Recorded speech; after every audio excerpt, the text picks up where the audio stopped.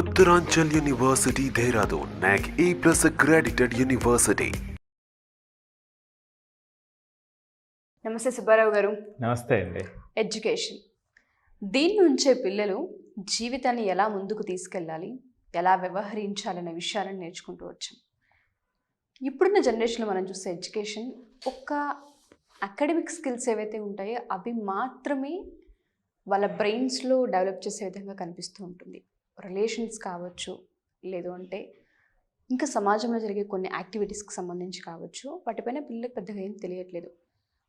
చదువు అనేది ఏ విధంగా వాళ్ళ డెవలప్మెంట్కి హెల్ప్ అవ్వాలి అంటారు? ఓవరాల్ డెవలప్మెంట్ మనం చూసుకుంటే ఎడ్యుకేషన్ ఏ విధంగా యాడ్ ఆన్ అవుతుంది అంటారు? ఎడ్యుకేషన్ పిల్లలకి ఎటువంటి పునాదిని ఏర్పాటు చేస్తుంది అంటారు? అసలు ఈ సమాజం ముందుకు వెళ్తుందంటేనండి విద్య అండి, ఆ విజ్ఞానం అదే మార్పుని తీసుకొస్తుంది. ఆ వ్యక్తిలో వచ్చినటువంటి మార్పు సమాజానికి, తద్వారా ఎంటైర్ ప్లానెట్కి, విశ్వానికి కూడా శక్తిని చూపిస్తుంది. అది లేకపోతే ఏమీ లేదండి. సో ఈ సందర్భంలో విద్యలో కొన్ని లక్షణాలు కావాలంటే దానికి సపోర్టింగ్ కావాలి. సో ఇవి ఎలా? దీనికన్నా ముందు నేను ఒక ప్రశ్న అడుగుతాను. చాలామంది పేరెంట్స్ సిబిఎస్ఈ అంటారు, స్టేట్ బోర్డు అంటారు, ఐసిఎస్ఈ అంటారు, లేదంటే ఐబీ అంటారు, ఐజీసీఎస్ఈ అంటారు, ఆ బోర్డు ఈ బోర్డు అని రకరకాల మాటలు మాట్లాడుతూ ఉంటారు. అసలు పర్టికులర్ అంటే ఒక యూకేలో ఉన్న బోర్డు లేదా యుఎస్ఏలో ఉన్న బోర్డు నుంచి మాత్రమే ప్రపంచాన్ని మార్చగలిగినటువంటి వ్యక్తులు వస్తున్నారా? మన గవర్నమెంట్ స్కూల్స్లో చదివినటువంటి పిల్లలు ఇండియాలో ప్రపంచాన్ని ఏలట్లేదండి ఈ రోజున. సో అక్కడ బోర్డు అనేటువంటిది కాదు, ఏ బోర్డు అయినా సరే వాళ్ళు అందించేటువంటి తోడ్పాటు, వాళ్ళు ఆ మైండ్ని ఏ విధంగా వికసింప చేస్తున్నారు, డెవలప్ చేస్తున్నారు అనేది ఇంపార్టెంట్. సో దీంట్లో నేను మొదటిగా ఒక క్వశ్చన్ అడుగుతాను. మీరు ఒక ఫోన్ కొనాలి అంటే ఎంత అనాలిసిస్ చేస్తారు? ఒక కార్ కొనాలంటే ఎంత అనాలిసిస్ చేస్తారు? ఒక ఏసీ కొనాలంటే ఎంత అనాలిసిస్ చేస్తారు? దాని మీద డిస్కషన్ నడుస్తూనే ఉంటుంది. తెలిసిన వాళ్ళని అడుగుతూ ఉంటుంటాం, వెళ్ళి ఒకసారి చెక్ చేస్తాం, మళ్ళీ గూగుల్ సెర్చ్ చేస్తాం, రేటింగ్ చూస్తాం, రివ్యూలు, ఇవన్నీ ఉంటూనే ఉంటాయి. స్కూల్ విషయంలో ఏం చేస్తున్నాం?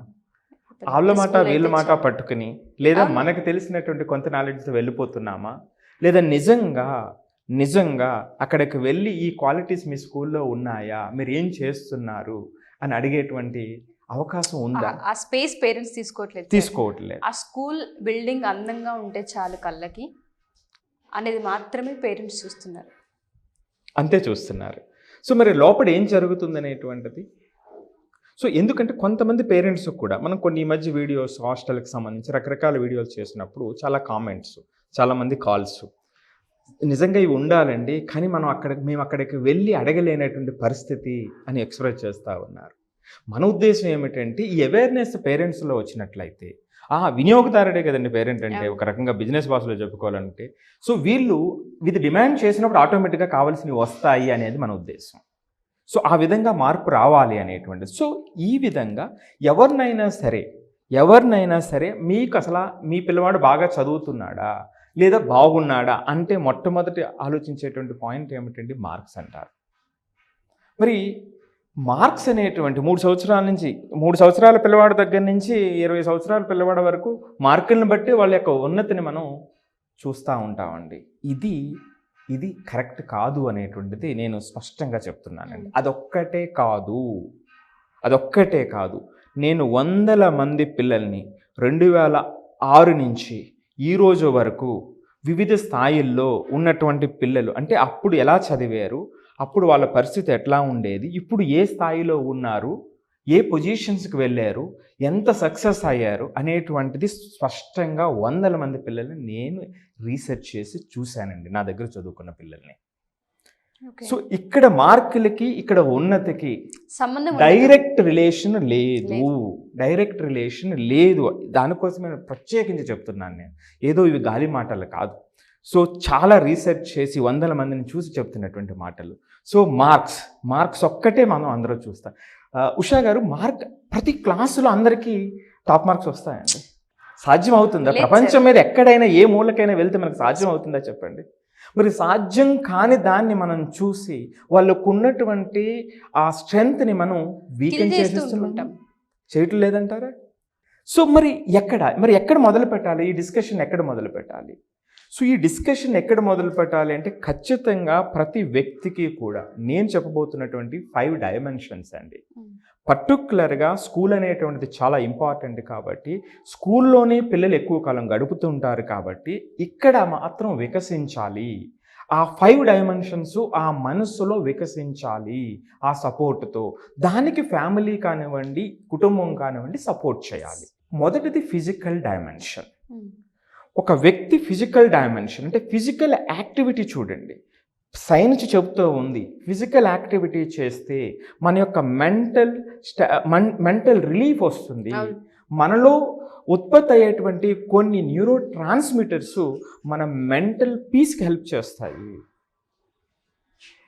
సో అనేది చాలా స్పష్టంగా చెప్తుంది. అంటే ఈ ఫిజికల్ డైమెన్షన్ లేకపోతే ఇతను అకాడమిక్స్లో మార్క్స్లో ఎంతవరకు ముందుకెళ్ళినా ఇది కష్టమైన సందర్భంలో వాళ్ళు ముందుకు వెళ్ళలేరు.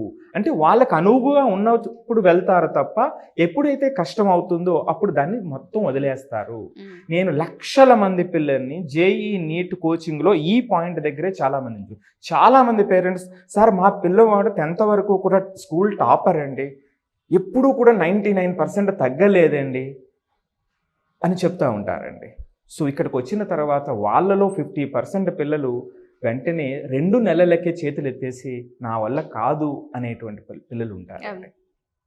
సో అంటే ఆ రెగ్యులేషన్ వాళ్ళకి ఉండదు, పాపం నేర్చుకోలేదంటే పిల్లలు తప్పు నేను అనను. ఖచ్చితంగా వ్యవస్థలో ఉన్నటువంటి తప్పే. సో ఇక్కడ ఫిజికల్ డైమెన్షన్ని ముందుగా ఆ వ్యవస్థ కేటాయించాలండి. ఉదయం నుంచి సాయంత్రం దాకా కూర్చున్న చోటే కూర్చుని వేరే పని లేకుండా మగ్గి ఆ ఏసీ రూమ్లలో వాళ్ళకి ఏం అర్థం కాక వాతావరణంలో ఏ చేంజెస్ వస్తున్నాయి, ఏంటి బయట ఏం జరుగుతున్న దానిపైన కనీసం ఒక సౌండ్ని కూడా వినపడకుండా చేసే అంతలా రూమ్లను రెడీ చేస్తూ ఉన్నారు. పిల్లలకి ఆ పుస్తకాలు, ఆ టీచర్ మొహం తప్ప ఇంకో దానిపైన ఏదైనా అవగాహన ఉంది అంటే అతిశయోక్తి కాదు. పొరపాటు వాళ్ళకి లేదు. ఈ ఫిజికల్ డైమెన్షన్లో ఫిజికల్ యాక్టివిటీ చిన్న వయసులో చేయకపోతే బోన్స్ డెవలప్ అవ్వవు, మజిల్ స్ట్రెంత్ అవ్వవు, వాళ్ళ జీవితాంతా ఇబ్బంది పడే అవకాశం ఉంటుందండి. నేను ఇండియాలో ఎక్కడికి వెళ్ళినా సరే ప్రతి చోట వెళ్ళేటప్పుడు నేను ఉదయాన్నే వాకింగ్ చేయడం, రన్నింగ్ చేయడం, యాక్టివిటీ చేయడం అనేది నాకు అలవాటు అండి. చాలా రెగ్యులర్గా నేను చేస్తుంటాను 5 కల్లా. ప్రతి చోట నేను ఉన్నప్పుడు చూస్తూ ఉంటే చాలా లిమిటెడ్. ఇప్పుడు సపోజ్ నేను ఒక పెద్ద సొసైటీలో ఉండేటప్పుడు అక్కడ సుమారుగా 10,000 మంది ఉంటే వాళ్ళలో ఒక 200-300 మెంబర్స్ మాత్రమే కనబడుతూ ఉంటారు యాక్టివిటీలో. నాకు క్యూరియాసిటీ అనమాట, నేర్చుకోవటం, పక్క వాళ్ళ నుంచి తెలుసుకోవటం చాలా ఆసక్తి నాకు. నేను అడుగుతూ ఉండేవాడిని, సరే మీరు అసలు ఇంత రెగ్యులర్గా వస్తున్నారు అంటే ఇర్రెస్పెక్ట్ ఆఫ్ ఏజ్, 60 ఇయర్స్ ఉండొచ్చు, 70 ఇయర్స్ ఉండొచ్చు, 25 ఇయర్స్ ఉండొచ్చు, లేదా 15 ఇయర్స్ పిల్లలు ఉండొచ్చు. మీకు ఏం మోటివేట్ చేస్తుంది ఇంత రెగ్యులర్గా కరెక్ట్గా అదే టైంకి మీరు ఇంత డిసిప్లిన్గా వస్తున్నారు కదా యాక్టివిటీకి, ఎందుకు వస్తున్నారు అంటే అద్భుతమైన కొన్ని విషయాలండి.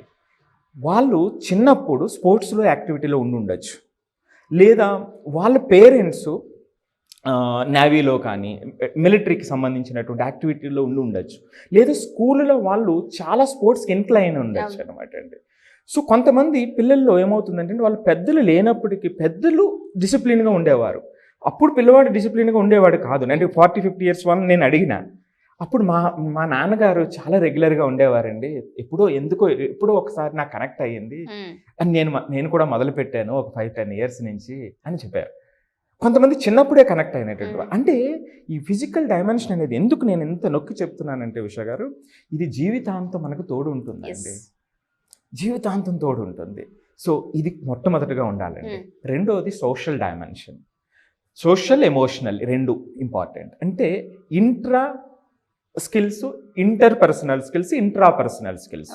అంటే మనతో మనం రెగ్యులేట్ చేసుకునేది, మన ఎమోషన్స్. మనం అనుకున్నది దొరకలా, మన ఎమోషన్ ఎట్లా ఉంటుంది, ఎంతవరకు రెగ్యులేట్ చేసుకుంటున్నాం, మనం అనుకుంటున్నది తప్పు, వేరే వాళ్ళు తప్పు అని చెప్పారు, మనం ఎంతవరకు కంట్రోల్ చేసుకోగలం, ఎంతవరకు సెల్ఫ్ రిఫ్లెక్ట్ చేసి తప్పుని కరెక్ట్ చేసుకోగలుగుతున్నాం.